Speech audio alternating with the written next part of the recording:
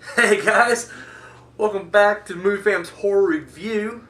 I'm the Movie Phantom, and tonight got a double feature for you. We got Priest and Someone Behind You. There you go. Before we get started on this channel, I just want to give a big shout out to the Bat Nerd. Check him out. He does questions of the week, top threes, does a super review on the weekends, so show some love. Head on over, check it out. The Bat Nerd. Alright, so let's get into it, shall we? We're going to kick things off with Priest. This goes back to 2011, I think. I guess we're kind of in the future. I don't know. I just don't know. In this world, it is humans and vampires together. And it's been a war for centuries. And finally, the humans decided to use the power of God mixed with martial arts, I guess. And they created these priests who were vampire hunters. And of course, with the priests, they basically destroyed all the vampires and everything else. So, but after the humans took over, they decided, oh, we don't need the priests anymore. Fuck them. So they just kind of push them to the side, or the dregs of society now. However, it seems like the vampires are back, so now one priest stands forward after you find out his niece has been kidnapped by the vampires. This movie came out, and I knew just from looking at the trailer this was going to be a big piece of shit. Like, just by looking at it. I am not a fan, and I have stated this before, of the action horror hybrids. I don't like the Underworld series. I've never seen the first Hellboy. The second one was pretty good, but I'm not going to lie, I just like Guillermo del Toro's look. It had a nice fantasy look to it. But even Del Toro couldn't say Blade 2. I hate the Blade movies. I know I'm missing something in there. I like Resident Evil, and that's usually the only one I give a pass to. Rest of them, fuck them. I don't like action horror hybrids. And so I saw this, and it looks just like Underworld. It, like, the same cinematography and everything. Like, this is just Underworld. Just set in a weird post-apocalyptic western world. Yeah. So, let's get into this movie right here, I guess. A pro, I love the music. Christopher Young does a tremendous job, which he always does. Love the shit ever since Hellraiser. Which I gotta say, I think the Nightbreed soundtrack, or sorry, the Nightbreed score is better than the Hellraiser score. That's just my own personal opinion. Come at me. Yeah.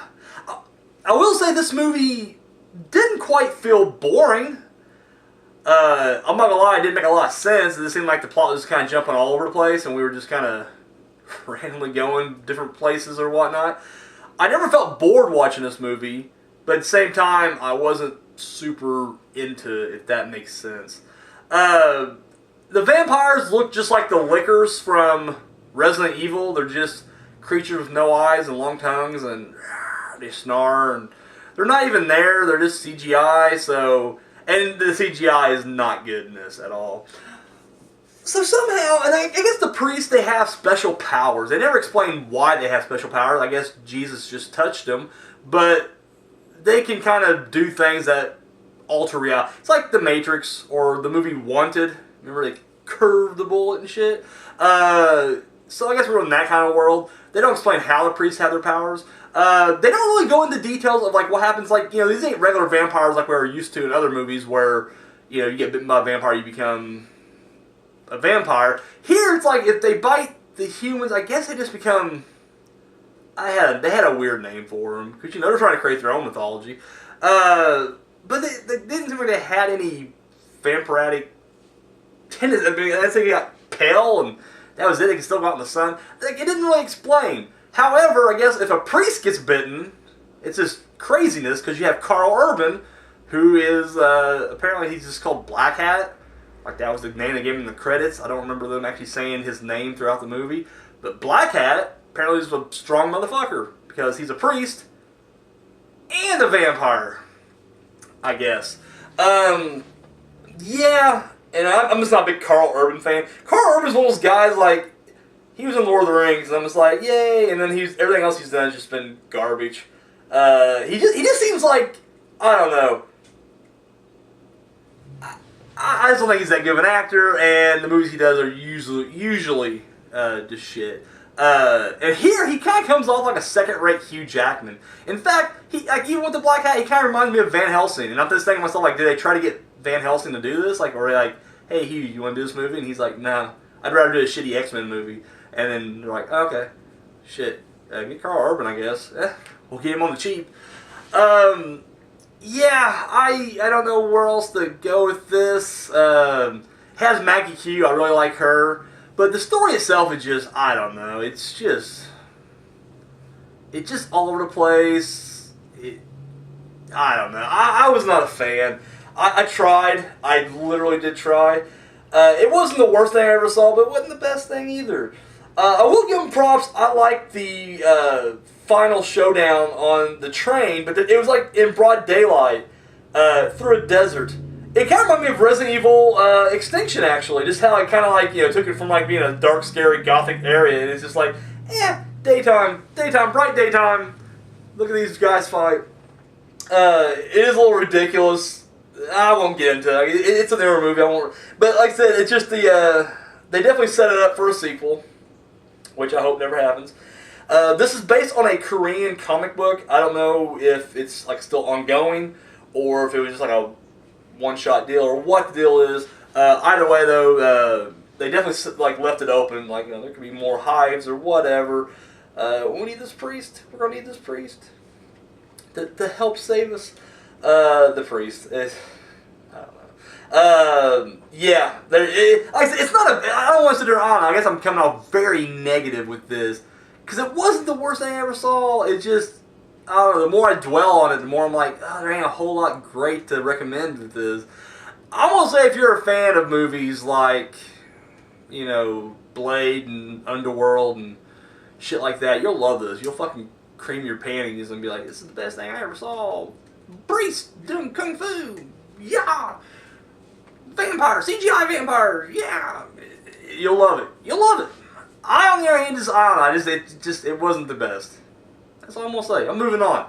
We're going to Someone Behind Me, Someone Behind You. This is a South Korean horror flick. I believe it was also known as Voices here in America. But when I watched it, it was Someone Behind You, so I'm going to go with that title. Or Somebody Behind You. It's either Somebody or Someone. I'll have the correct title on the title thing down there. Anyway, so in this movie, a curse seems to be kind of following this family. And apparently it makes everybody around you just go fucking crazy and try to kill you. That's the gist of it. Now, this is 2007. This is over 10 years. I'm going to spoil the shit out of this for you. I will say this movie, I enjoyed it more than Priest. It was a good movie as far as, I guess the journey was better than Destination. Like, the movie itself was really good. It kept me engaged. I was like, what's going to happen next? Well, I can't, what's happening? And then when you find out what's happening, you're like, oh, that's what's going on? So basically what happens is, and I'm not going to go through this movie beat by beat with you, I'm just going to kind of give you the gist of it. There was this woman on her wedding day, she's attacked by, I don't know who the fuck it was. I don't know if it's a family member, I think it was like a fellow family member, like a cousin. Throws her off the fucking balcony, unprovoked, right? And then, when she goes to the hospital, her sister shows up and just starts butchering her. And you're like, what the fuck? Well, that night, the main girl in our story here, has a dream. And I guess the spirit is telling her you're next or whatever. Okay, so at this point, you find out that, and she has an uncle too that suffered the same thing, that there's a curse. And at this point, everybody she kind of, and I don't want to say did wrong, but anybody she kind of peeved off in the slightest focuses all their psychotic rage on that thing. There's a girl that they kind of laughed at in school, not picked on, just kind of talking shit behind her back, and she overhears it and then tries to kill her. the teacher who liked that student because when the student tries to kill her, she gets transferred out. That teacher gets really fucking pissed that his favorite student's getting transferred, and he tries to kill the girl. She's the main girl's on a fencing team, and of course the whole time the fencing coach is like making fun of the guy, like, you're getting beat by a girl, because even though it's 2007, they're just like, women shouldn't be able to beat you, and that's what they're doing here. And he gets pissed, and he tries to kill her. It's insane. Her own mother tries to kill her just for like not listening to her. And once again, it's really good when you're watching because you're like, what the fuck's going on here? But here's the thing. So it takes a weird turn, a couple ways. First off, we are introduced. Okay, her boyfriend, who you keep waiting for him to turn on her. And what happens is he does, but he doesn't. He ends up killing like her family, like her parents, like brutally butchering them, and he's going to eventually try to kill her and her sister. But he's not under the influence of the curse. No, he actually just has a pre-existing grudge because apparently when they were all children, the main girl's father gave money to her boyfriend's father.